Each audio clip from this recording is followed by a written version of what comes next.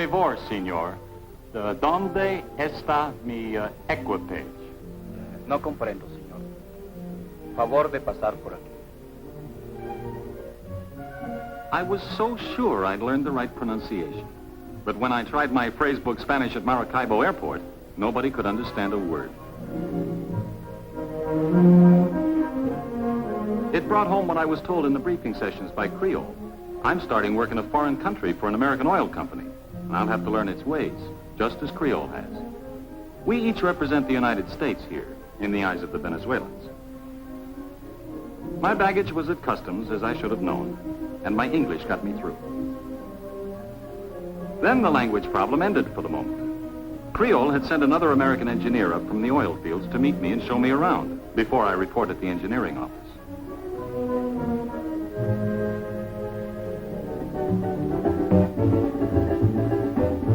He gave me a regular guided tour of Maracaibo. Everything looked just as tropical as I had expected, and only 10 degrees north of the equator, it was just as hot as I had expected. The first thing that surprised me on that ride was in other residential areas, I saw houses built in the old Spanish tradition.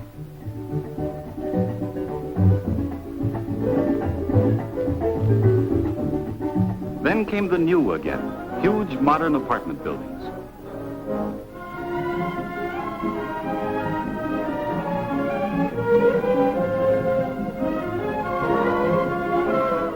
I almost felt I hadn't left home when we passed a big Sears Roebuck store.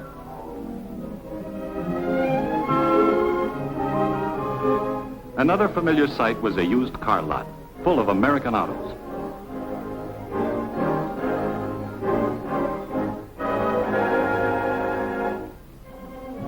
But the center of the city is Spanish, and you begin to realize that Maracaibo is almost 400 years old.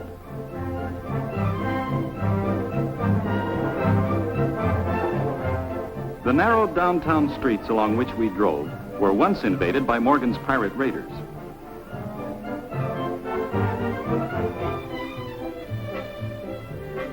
The contrast really hit me when we drove up to our hotel, just about the most modern one I've ever seen. It's a great introduction to a job in Venezuela, but it's only for one night.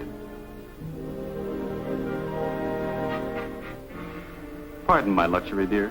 I'm at the pool at the hotel as I write this. My next letter will be from Lagunitas, because I leave for the oil fields tomorrow. Love to you and the boys,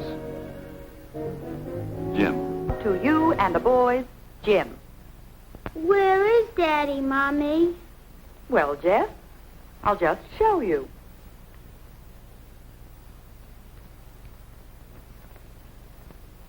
We're here in the United States.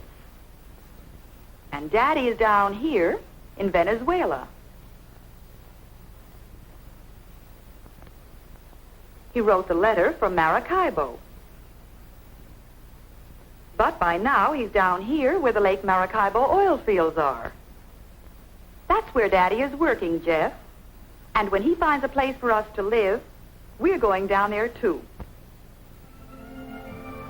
Dear Anne, well, here I am at Lagunitas in the oil fields. My trip from Maracaibo started with a ferry ride across the neck of the lake, near the entrance from the Caribbean.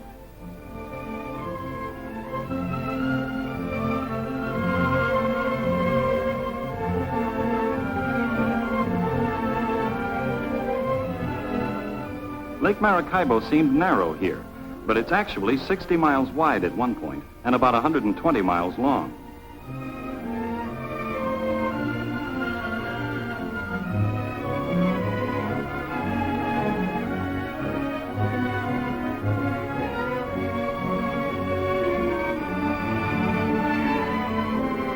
After leaving the ferry, the drive to Lagunitas took about an hour, most of it along a road built by Creole and the other oil companies back in the 30s.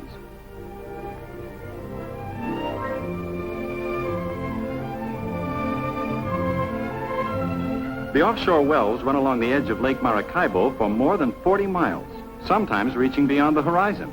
It's quite a sight. But the most thrilling sight to me was my first view of our new home, Lagunitas, right on the lakeshore. It's both a community and an industrial center.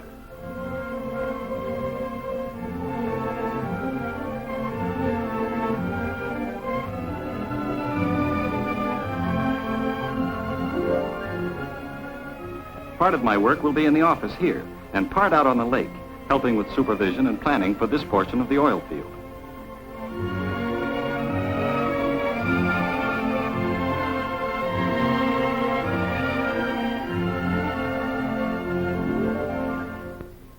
I started meeting people the moment we arrived.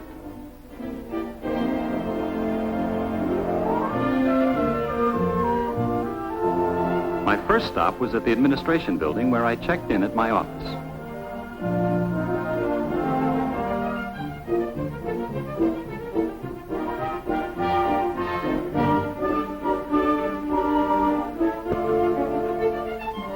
My boss, the district petroleum engineer, is a young fellow. They give responsibility early here. I found that the engineering staff is both Venezuelan and American, or North American as they say here.